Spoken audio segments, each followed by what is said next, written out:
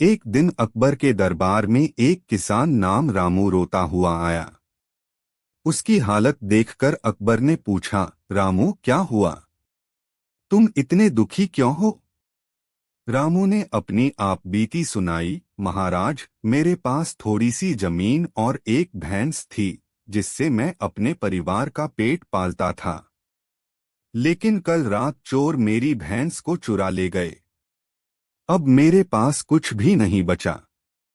अकबर ने तुरंत आदेश दिया, बीरबल, इस मामले की जांच करो और रामू की भैंस को ढूंढो। बीरबल ने रामू से पूछा, रामू, क्या तुमने देखा कि चोर कौन थे? रामू ने सिर हिलाते हुए कहा, नहीं महाराज, मैं उन्हें पहचान नहीं सका। वे बहुत चालाक थे और अंधेरे में आए थे। बीरबल ने थोड़ी देर सोचा और फिर रामू से कहा, तुम्हें चिंता करने की जरूरत नहीं है रामू, मैं तुम्हारी भैंस को ढूंढ निकालूंगा। बीरबल ने अपने सैनिकों को आदेश दिया कि वे रामू के गांव में जाएं और सभी ग्रामीणों को एक स्थान पर इकट्ठा करें। जब सभी ग्रामीण इकट्ठा हो गए तो बीरबल ने घोषणा की, आज रात को हमारे राजा अकबर यहाँ पर आकर स्वयं इस मामले की जांच करेंगे। जिस किसी ने भी चोर का पता लगाया उसे राजा के द्वारा विशेष इनाम मिलेगा। ग्रामीणों में हलचल मच गई। सभी को यह जानने की उत्सुकता थी कि कौन चोर है। बीरबल ने गांव के बीचों बीच एक बड़ा तंबू लगाया और सभी से आग्रह किया कि वे रात को वहीं सोएं। रात को जब सभी सोने चले गए तो बीरबल ने चुपके से गांव के चारों ओर कुछ सैनिकों को तैनात कर दिया। बीरबल ने सोचा कि चोर भैंस को कहीं न कहीं छुपा कर रखे होंगे और राजा के आने की खबर सुनकर वह उसे वापस लाने की कोशिश करेगा। आधी रात को एक आदमी चुपके से उठकर गांव के बाहर की ओर चल पड़ा। बीरबल और उसके सैनिकों ने उसे पकड़ लिया। उसने स्वीकार किया कि वही चोर था और भैंस को गांव के बाहर एक घने जंगल में छुपा रखा था। बीरबल ने भैंस को वापस लाकर रामू को सौंप दिया। रामू की खुशी का ठिकाना न रहा और उसने बीरबल का धन्यवाद किया। अगले दिन अकबर ने बीरबल की चतुराई की सराहना की और रामू को उसकी भैंस वापस दिलाने के लिए पुरस्कार दिया। इस प्रकार बीरबल की बुद्धिमानी और योजना से रामू को उसकी खोई हुई भैंस मिल गई और गांव के लोग बीरबल की प्रशंसा करने लगे। कुएं की चोरी। एक दिन अकबर के दरबार में एक बड़ा हंगामा हुआ। एक व्यापारी जिसका नाम मनोहर था रोते हुए दरबार में आया। उसकी हालत देखकर अकबर ने पूछा, क्या हुआ मनोहर? तुम इतने दुखी क्यों हो? मनोहर ने अपने आंसू पोंछते हुए कहा, महाराज, मेरी सारी संपत्ति चोरी हो गई। मैंने अपनी सारी कीमती चीजें एक जादुई कुएं में छुपा रखी थीं, लेकिन आज सुबह देखा तो सब गायब हो गईं। अकबर ने आश्चर्यचकित होकर पूछा, जादुई कुआं? ये क्या बात है? मनोहर ने समझाया, महाराज, यह कुआं हमारे पूर्वजों ने बनाया था। कहा जाता है कि इसमें जो भी चीजें रखी जाती हैं वे सुरक्षित रहती हैं। लेकिन अब कोई चोर उन चीजों को निकाल ले गया है। अकबर ने तुरंत बीरबल को बुलाया और कहा, बीरबल, इस मामले की जांच करो और मनोहर की संपत्ति को ढूंढो। बीरबल ने मनोहर से पूछा, मनोहर, क्या तुमने किसी पर शक किया है? मनोहर ने कहा, मुझे तो कोई अंदाजा नहीं है बीरबल जी, सब कुछ अचानक हुआ है। बीरबल ने मनोहर को समझाया, चिंता मत करो, मैं इस मामले की जांच करूंगा और चोर को पकड़ूंगा। बीरबल ने दरबार में एक योजना बनाई। उसने सभी दरबारियों और महत्वपूर्ण लोगों को बुलाया और घोषणा की, मनोहर की संपत्ति चोरी हो गई है। इस मामले की जांच के लिए हमें सभी दरबारियों से सहयोग चाहिए। बीरबल ने एक जादुई रस्सी का उपयोग किया। उसने सभी दरबारियों को एक एक करके उस रस्सी को पकड़ने के लिए कहा और कहा, यह रस्सी जादुई है। यह चोर का पता लगाने में मदद करेगी। जब चोर इस रस्सी को पकड़ेंगे तो रस्सी का रंग बदल जाएगा। दरबार के सभी दरबारी एक एक करके उस रस्सी को पकड़ने लगे, लेकिन रस्सी का रंग नहीं बदला।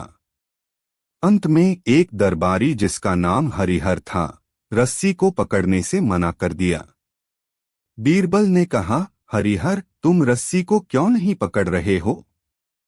हरिहर ने हिचकिचाते हुए कहा, मुझे डर लग रहा है, बीरबल जी। बीरबल ने मुस्कुराते हुए कहा, हरिहर, डरने की कोई बात नहीं है। अगर तुमने चोरी नहीं की है तो रस्सी का रंग नहीं बदलेगा। हरिहर ने अनमने मन से रस्सी को पकड़ा और तभी रस्सी का रंग बदल गया। बीरबल ने हरिहर को तुरंत पकड़वा लिया और सच्चाई उगलवाई। हरिहर ने कबूल किया कि वही चोर था और उसने मनोहर की संपत्ति को अपने घर में छुपा रखा था। बीरबल ने मनोहर की संपत्ति को वापस दिलाया और हरिहर को कड़ी सजा दी।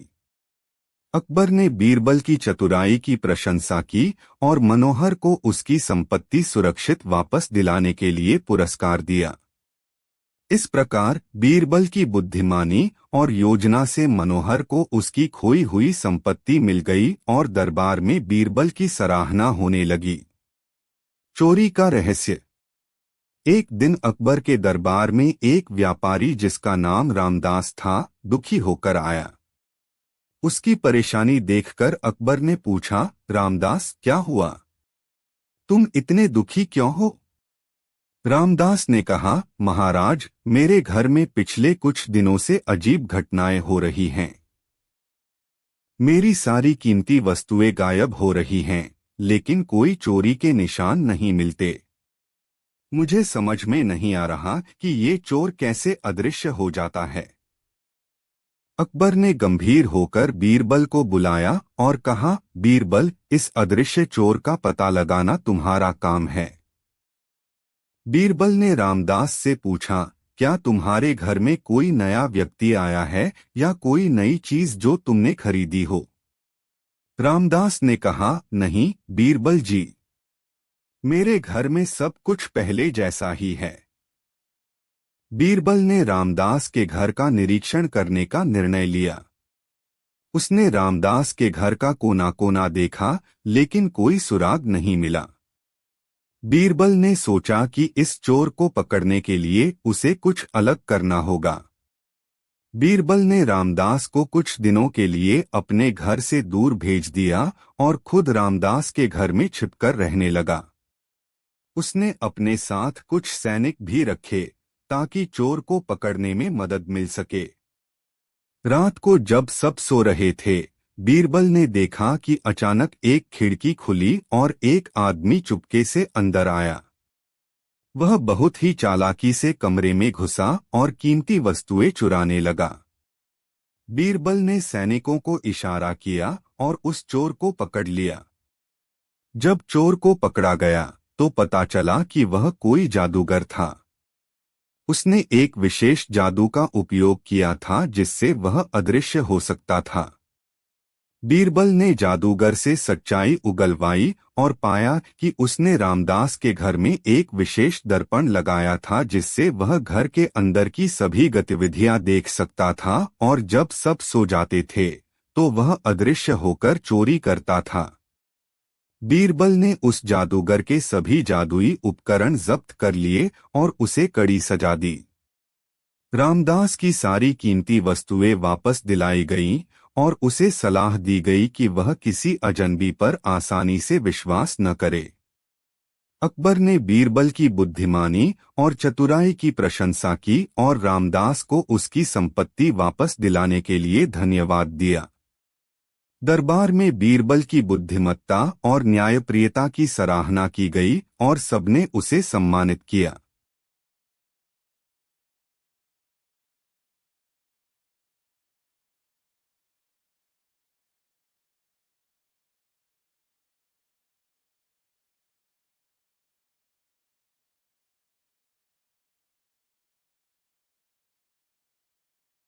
एक दिन अकबर अपने दरबार में थे और उन्होंने बीरबल से पूछा, बीरबल, क्या तुम जानते हो कि पढ़ाई करने का सबसे अच्छा तरीका क्या है? बीरबल ने कहा, जहां पनाह, पढ़ाई के लिए मेहनत और ध्यान केंद्रित करना सबसे महत्वपूर्ण है। इस पर अकबर ने कहा, अगर किसी को एक ऐसा पेन मिल जाए जो उसे तुरंत ज्ञान दे दे तो क्या वो भी काम करेगा? बीरबल ने हंसते हुए कहा, जहां पनाह, अगर ऐसा पेन हो तो हर कोई विद्वान हो जाएगा, लेकिन ऐसा पेन सिर्फ कहानियों में होता है। अकबर ने कहा, तो चलो हम एक कहानी सुनते हैं। और फिर बीरबल ने रमेश की कहानी सुनाई। रमेश एक गरीब किसान का बेटा था। वह बहुत मेहनती था, लेकिन उसकी पढ़ाई में मन नहीं लगता था। एक दिन उसे जंगल में एक बूढ़ा आदमी मिला। बूढ़े आदमी ने रमेश को एक जादुई पेन दिया और कहा, यह पेन तुम्हें जो भी लिखने में मदद करेगा, तुम्हें तुरंत समझ में आ जाएगा। लेकिन याद रखना, यह पेन केवल उन्हीं को काम आता है जो सच्चे दिल से मेहनत करते हैं। रमेश ने पेन लिया और अपनी पढ़ाई पर ध्यान केंद्रित करना शुरू किया। जब भी उसे कुछ समझ में नहीं आता, वह उस पेन से लिखता और उसे तुरंत समझ में आ जाता। धीरे धीरे उसकी मेहनत और पेन की मदद से रमेश एक विद्वान बन गया। लेकिन एक दिन रमेश को समझ में आया कि असली जादू पेन में नहीं, बल्कि उसकी मेहनत और लगन में था। उसने पेन को संभाल कर रख दिया और अब बिना पेन के भी वह बहुत कुछ सीखने लगा। अकबर ने बीरबल से कहा, तुम्हारी कहानी से यह साफ है कि मेहनत और लगन ही सबसे बड़ा जादू है। बीरबल ने मुस्कराते हुए कहा, बिल्कुल सही जहांपना। असली जादू हमेशा हमारे अंदर ही होता है। एक समय की बात है, राजा अकबर अपने दरबार में विचार विमर्श कर रहे थे। एक दिन उन्होंने बीरबल से पूछा, बीरबल, तुम्हें क्या लगता है कि ज्ञान का सबसे सही स्रोत क्या है? बीरबल ने सोचा और कहा, महाराज, ज्ञान का सबसे महत्वपूर्ण स्रोत अनुभव है। हमें जीवन के हर पहलू को समझने के लिए अनुभव से सीखना चाहिए। अकबर ने उससे पूछा, क्या अनुभव ही हर बार सही होता है? बीरबल ने उत्तर दिया, महाराज, नहीं। अनुभव सही या गलत नहीं होता, लेकिन हमें उससे सीखना चाहिए कि कैसे हमें आगे बढ़ना है। अकबर ने फिर पूछा, क्या तुम्हें लगता है कि कहानियां हमें कुछ सिखाती हैं? बीरबल ने हंसते हुए कहा, जी हाँ महाराज। कहानियां हमें विभिन्न मार्गदर्शन देती हैं और हमें सीखने की प्रेरणा प्रदान करती हैं। अकबर ने तब बीरबल से कहा, बीरबल, मुझे एक ऐसी कहानी सुनाओ जो हमें सच्चे ज्ञान की ओर दिशा देती हो। बीरबल ने सोचा और फिर एक कहानी सुनाई। एक गांव में एक बुढ़िया रहती थी। वह बुढ़िया बहुत ही बुद्धिमान थी और उसके पास हमेशा कुछ न कुछ सीखने के लिए होता था। एक दिन उसे एक युवक आया और उसने उसे एक जादुई चिराग दिया। युवक ने कहा, यह चिराग तुम्हें जो भी तुम्हारे दिल की इच्छा होगी वो पूरी हो जाएगी। बुढ़िया ने ध्यान से सुना और फिर चिराग को संभाला। उसने सोचा, इसका तो प्रयोग होना चाहिए। वह फिर से चिराग को पकड़ा और बोली, चिराग, मुझे सबसे बड़ा सच दिखाओ। उसकी आवाज आसमान तक पहुंची। बुढ़िया के सामने तुरंत एक पूरे गांव का नजारा बन गया। वह था सबसे बड़ा सच कि जब हम अपनी मन की आवाज सुनते हैं तो हमें सब कुछ मिल जाता है। बुढ़िया ने अपने दिल के सबसे बड़े सच को जान लिया और वह उसी बुद्धिमानी से अपने जीवन को आगे बढ़ाया। इस कहानी से यह सीख मिलती है कि ज्ञान और सच के स्रोत वास्तव में हमारे अंदर हैं, हमें सिर्फ उन्हें पहचानने और समझने की जरूरत है। एक समय की बात है, एक छोटे से गांव में एक बुढ़िया रहती थी। उसका नाम धनी बाई था। धनी बाई गांव की सबसे बुद्धिमान महिला थी और उसे हमेशा सब कुछ सीखने की बहुत चाह होती थी। उसे विशेष रूप से कहानियां पसंद थीं, क्योंकि वे उसे नई सोच और ज्ञान देती थीं। एक दिन धनी बाई को एक रहस्यमय युवक मिला। वह युवक बाबा नाथ के रूप में जाना जाता था, जिसे सभी लोग बड़े सम्मान से देखते थे। बाबा नाथ ने धनी बाई को एक जादुई पुस्तक दी। वह पुस्तक उसे जितनी भी जानकारी चाहिए, सब कुछ सीखने में मदद करती थी। धनी बाई ने उत्साह से पुस्तक पढ़ना शुरू किया। उसने देखा कि पुस्तक के पन्ने स्वयं ही उसकी जिज्ञासा को संतुलित करते और उसे नए नए दृष्टिकोण देते थे। धीरे धीरे उसके पास गांव के लोग भी आने लगे जो उससे सीखना चाहते थे। एक दिन धनी बाई ने बाबा नाथ से पूछा, बाबा जी, यह पुस्तक इतनी ज्ञानवर्धक कैसे है? बाबा नाथ ने मुस्कुराते हुए कहा, बेटी, इस पुस्तक में सिर्फ जादू नहीं, बल्कि हमारे जीवन के महत्वपूर्ण सीख सम्मिलित हैं। जब हम अपने मन के साथ सही सीखने के लिए उत्साहित होते हैं, तो हमें हर बार सही दिशा मिलती है। इस कहानी से हमें यह सीखने को मिलता है कि ज्ञान और जीवन की सच्चाई हमें हमेशा सीखने और समझने के लिए उत्साहित करती हैं। जब हम मेहनत के साथ और उत्साह से अपने जीवन के हर पहलू को समझते हैं, तो हमें जीवन में सफलता मिलती है। एक दिन अकबर ने बीरबल को बुलाकर कहा, बीरबल, मैंने सुना है कि तुम बहुत होशियार हो और हर समस्या का हल निकाल सकते हो। आज मैं तुम्हें 3 कठिन चुनौतियां देता हूं। अगर तुमने इनका सही उत्तर दे दिया, तो मैं मान जाऊंगा कि तुम वास्तव में बहुत बुद्धिमान हो। चुनौती 1। अकबर ने कहा, बीरबल, मुझे ऐसा कुछ दिखाओ जो न तो जीवित हो और न ही मृत।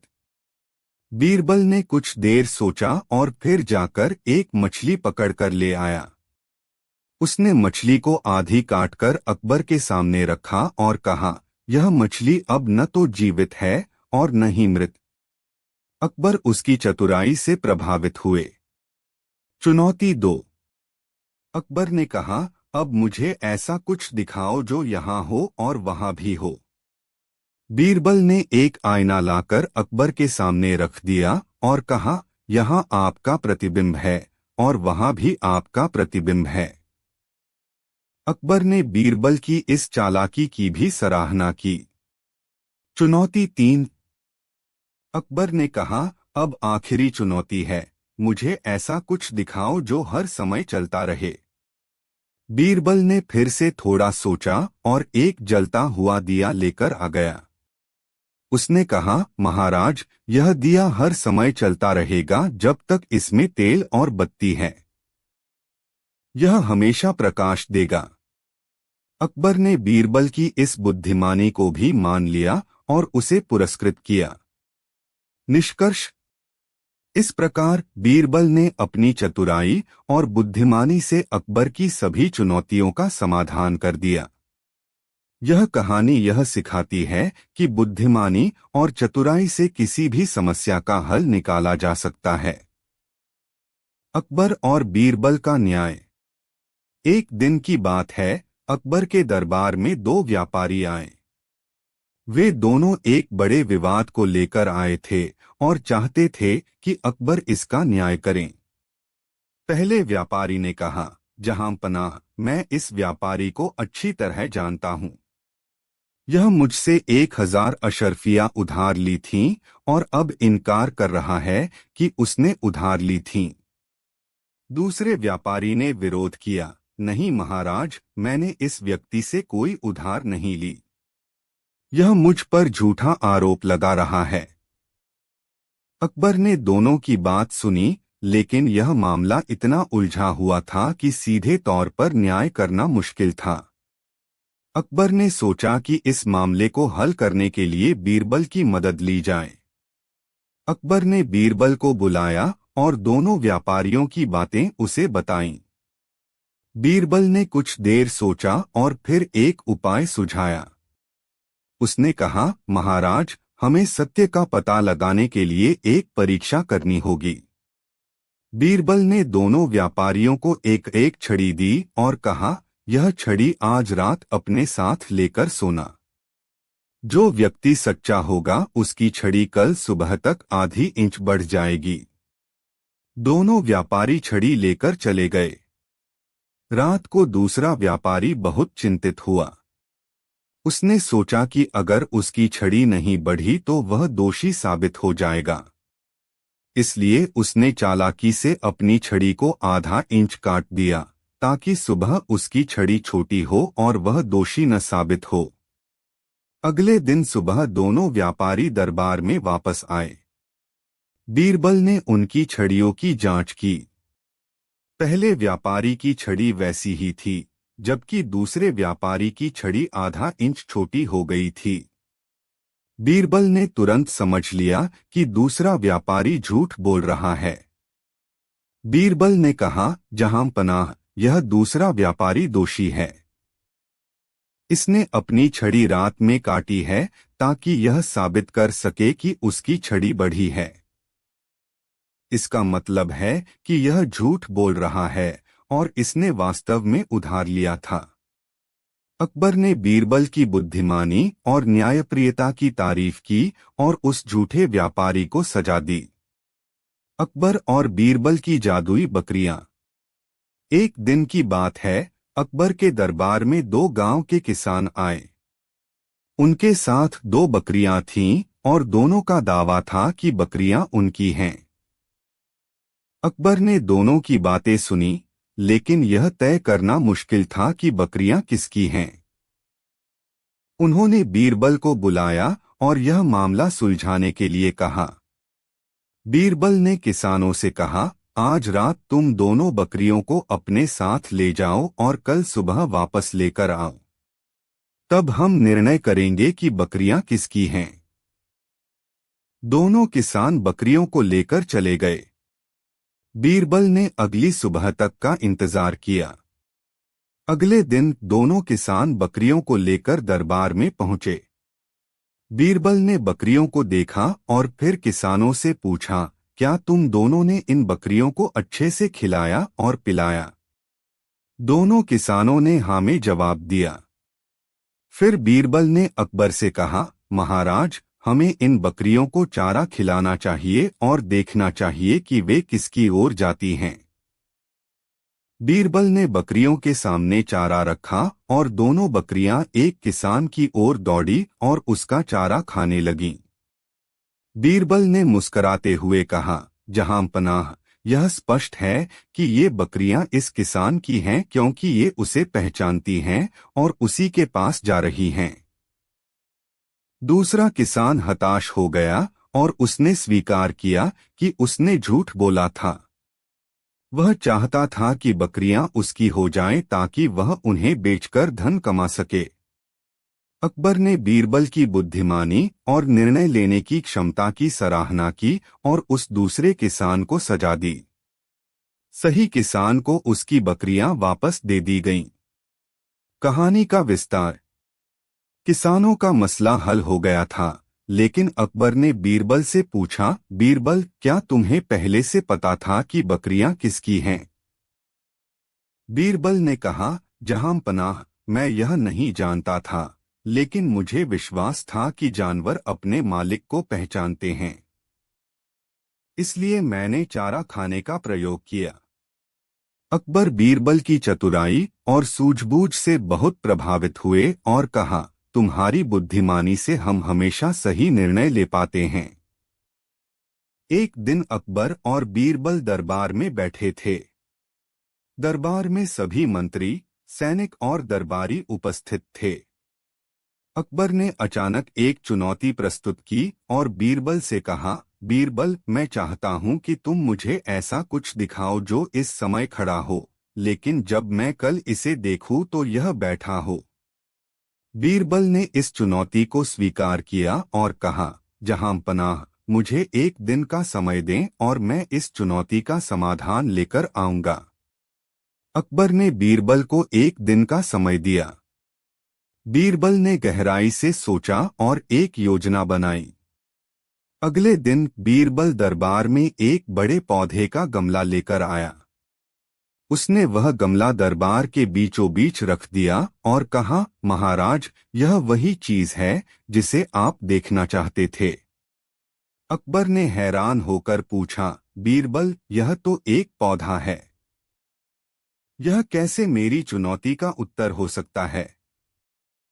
बीरबल मुस्कराते हुए बोला, महाराज, कृपया थोड़ा धैर्य रखें। आज यह पौधा खड़ा है, लेकिन कल यह बैठ जाएगा। अकबर और सभी दरबारी उत्सुकता से अगले दिन का इंतजार करने लगे। अगले दिन जब अकबर दरबार में आया तो उसने देखा कि पौधे का गमला वहीं रखा हुआ है, लेकिन पौधा जमीन पर गिरा हुआ था और वह बैठा हुआ प्रतीत हो रहा था। अकबर ने आश्चर्यचकित होकर पूछा, बीरबल, यह कैसे हुआ? बीरबल ने बताया, महाराज, मैंने रात में इस पौधे को पानी देना बंद कर दिया था। सुबह होते होते पौधा मुरझा गया और अपनी ऊंचाई से गिर गया। इस तरह यह अब बैठा हुआ प्रतीत हो रहा है। एक बार अकबर के राज्य में हैजा की बीमारी फैल गई। लोग बहुत परेशान थे और राजा अकबर से समाधान की अपेक्षा कर रहे थे।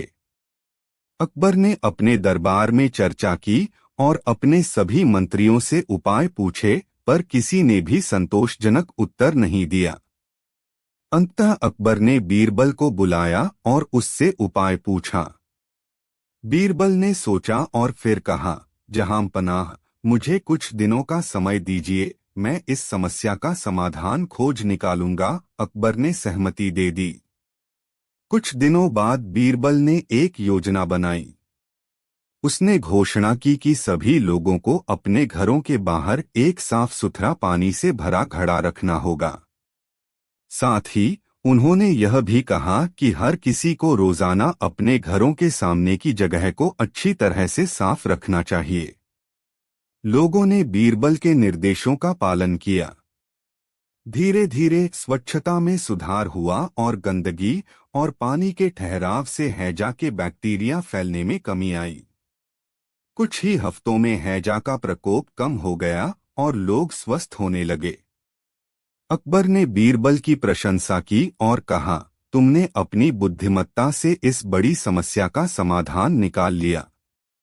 तुम्हारी सोच और कार्य प्रशंसनीय हैं।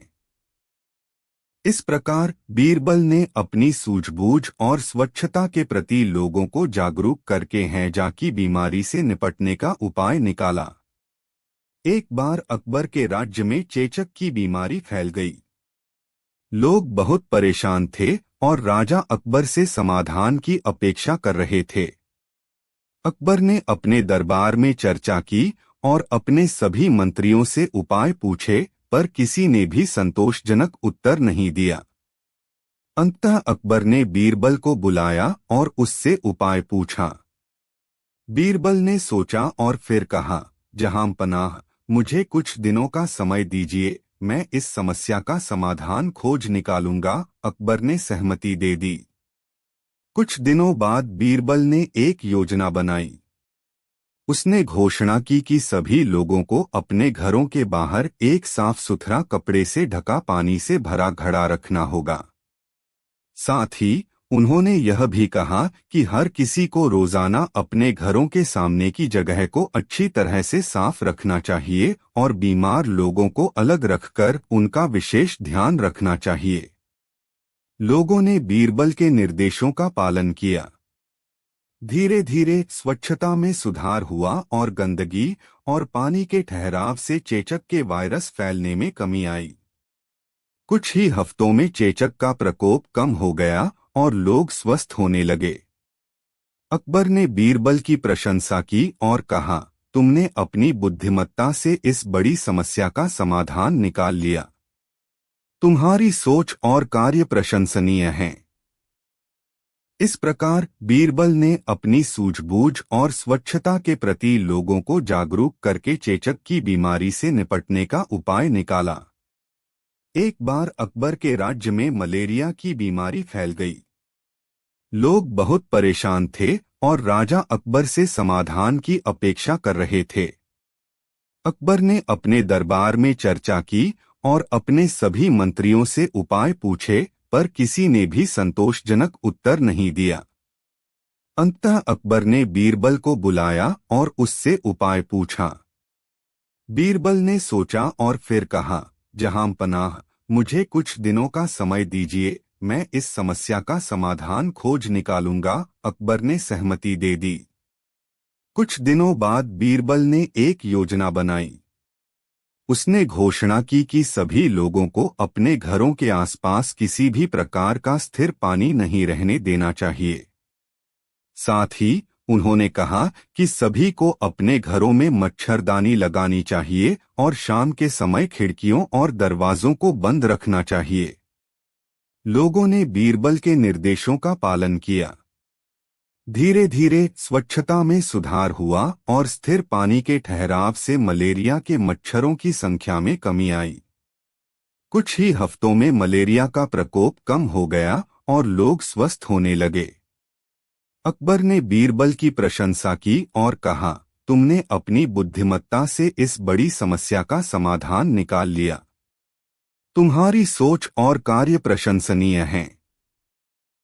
इस प्रकार बीरबल ने अपनी सूझबूझ और स्वच्छता के प्रति लोगों को जागरूक करके मलेरिया की बीमारी से निपटने का उपाय निकाला। एक बार अकबर के राज्य में एक नई बीमारी फैल गई जिसे लोग काला ज्वर कहने लगे। इस बीमारी से लोग बहुत परेशान हो गए थे और कई लोग अपनी जान गंवा रहे थे। पूरे राज्य में भय और निराशा का माहौल था। राजा अकबर भी चिंतित थे और उन्होंने दरबार में सभी मंत्रियों और चिकित्सकों को बुलाकर इस समस्या का समाधान ढूंढने का आदेश दिया। लेकिन कोई भी ठोस समाधान नहीं मिल सका। हर किसी के अपने अपने सुझाव थे, परंतु उनमें से कोई भी पूरी तरह से प्रभावी नहीं था। अंततः अकबर ने बीरबल को बुलाया और उससे इस समस्या का समाधान करने को कहा। बीरबल ने कुछ दिन का समय मांगा और अकबर ने उसे सहर्ष दे दिया। बीरबल ने अपने कुछ खास साथियों के साथ राज्य भर में यात्रा शुरू की। उन्होंने गांव-गांव, शहर-शहर जाकर लोगों से उनकी समस्याओं के बारे में जानकारी ली और बीमारी के फैलने के कारणों को समझने की कोशिश की। इस दौरान उन्होंने देखा कि अधिकांश जगहों पर गंदगी फैली हुई थी और लोग स्वच्छता का ध्यान नहीं रख रहे थे।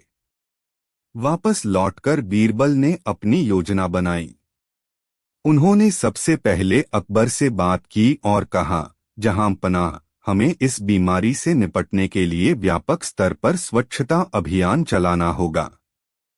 हमें लोगों को स्वच्छता के महत्व के बारे में जागरूक करना होगा और उन्हें साफ सफाई रखने के लिए प्रेरित करना होगा। अकबर ने बीरबल की बात मानी और एक बड़े स्वच्छता अभियान की शुरुआत की। बीरबल ने इस अभियान का नेतृत्व किया और पूरे राज्य में स्वच्छता के नियमों का पालन सुनिश्चित किया। उन्होंने घोषणा की कि हर घर के बाहर एक साफ पानी का घड़ा रखा जाना चाहिए और घरों के आसपास किसी भी प्रकार का स्थिर पानी नहीं रहना चाहिए। साथ ही उन्होंने लोगों से अपने घरों को साफ सुथरा रखने और नियमित रूप से कूड़ा करकट को दूर करने का आग्रह किया। बीरबल ने इस अभियान के तहत कई कार्यशालाएं आयोजित कीं, जिसमें उन्होंने लोगों को स्वच्छता के महत्व और बीमारियों से बचाव के उपायों के बारे में बताया। उन्होंने स्वयंसेवकों की एक टीम बनाई जो गांव-गांव जाकर लोगों को स्वच्छता के बारे में शिक्षित करती थी। बीरबल ने यह भी सुनिश्चित किया कि राज्य के सभी चिकित्सालयों में आवश्यक दवाइयों की उपलब्धता हो और मरीजों का सही ढंग से इलाज हो सके। धीरे धीरे बीरबल के इस प्रयास से राज्य में स्वच्छता का स्तर बढ़ने लगा। लोग बीरबल के निर्देशों का पालन करने लगे और अपने आसपास की सफाई का ध्यान रखने लगे। स्वच्छता में सुधार होने से काला ज्वर का प्रकोप भी कम होने लगा। कुछ ही महीनों में बीमारी का प्रभाव काफी हद तक कम हो गया और लोग स्वस्थ होने लगे। राजा अकबर ने बीरबल की प्रशंसा करते हुए कहा, बीरबल, तुम्हारी बुद्धिमत्ता और दूरदर्शिता ने हमारे राज्य को इस भयंकर बीमारी से मुक्ति दिलाई है। तुम्हारी सोच और कार्य वास्तव में प्रशंसनीय हैं। इस प्रकार बीरबल ने अपनी सूझबूझ और स्वच्छता के प्रति लोगों को जागरूक करके काला ज्वर जैसी भयंकर बीमारी से राज्य को मुक्ति दिलाई और अपनी बुद्धिमत्ता का एक और उदाहरण पेश किया। राजा अकबर के दिनों में एक बार राज्य में बहुत बड़ी समस्या उत्पन्न हो गई। बारिश की कमी के कारण सभी क्षेत्रों में पानी की अभाव था। अकबर ने इस समस्या का समाधान करने के लिए बीरबल से सलाह मांगी। बीरबल ने सोचा और फिर एक योजना बनाई। वह राजा के सामने आया और कहा, महाराज, हमें पानी की विशेष समस्या का समाधान करने के लिए सरल और प्रभावशाली एक उपाय है। अकबर ने इसे जानने के लिए पूछा, बीरबल, तुम्हारा उपाय क्या है? बीरबल ने कहा, महाराज, हमें अपने यहाँ बड़े बड़े कुआं बनवाने चाहिए और उन्हें अलग अलग क्षेत्रों में खोदकर पानी का इकट्ठा करना चाहिए। इससे पानी की समस्या का समाधान हो सकता है। राजा ने उसकी सलाह को मंजूरी दी और बीरबल की योजना को कार्यान्वित करने के बाद राज्य में पानी की समस्या समाधान हो गई। इस उपाय से लोगों को अब पानी की कमी का सामना नहीं करना पड़ा। इस कहानी से हमें यह सीख मिलती है कि समस्याओं का समाधान सोच समझकर ही होता है और एक सरल योजना भी बड़ी समस्याओं को हल करने में सक्षम हो सकती है। राजा अकबर के दिनों में एक और रोचक घटना घटी थी। एक दिन अकबर ने बीरबल से पूछा, बीरबल, तुम्हें ऐसी कौन सी चीज पसंद है जो सबसे ज्यादा तुम्हारे दिल को छूती हो? बीरबल ने ध्यान से सोचा और कहा, महाराज, मुझे उस चीज से सबसे बड़ा सुख मिलता है जिसकी मानवता में कोई सीमा नहीं होती। अकबर ने उसकी बात से संतुष्टि जाहिर की और वे आगे की बातों में लिपट गए। राजा अकबर के दिनों में एक बड़ी और गहरी कहानी थी जिसमें अकबर और बीरबल के बीच एक अद्वितीय प्रतिस्पर्धा घटी। एक दिन अकबर ने राजगद्दी पर बैठकर अपने दरबारियों से पूछा, क्या कोई ऐसा है जो मेरे बदले बीरबल को बिगाड़ सके? इस पर बीरबल ने उत्तर दिया, महाराज, मैं तो आपकी सेवा में ही जीवन गुजारने का वचन दिया है। यदि कोई ऐसा होता है जो मुझे बिगाड़ सके तो उसकी बुद्धि और समझ का आभास होता है कि मैं अपनी कमी या असफलता का अपने कामों में दोष दूंगा।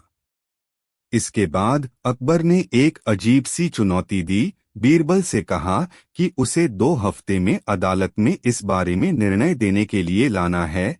तब बीरबल ने एक सभी बहस करने का राजा अकबर और बीरबल के बीच एक बड़ी और गहरी कहानी थी जो उनके संबंधों की मजबूती को प्रकट करती है। एक बार अकबर ने बीरबल से पूछा, बीरबल, तुम्हें अपनी सबसे मनपसंद कहानी बताओ। बीरबल ने ध्यान से सोचा और फिर एक अनोखी कहानी सुनाई।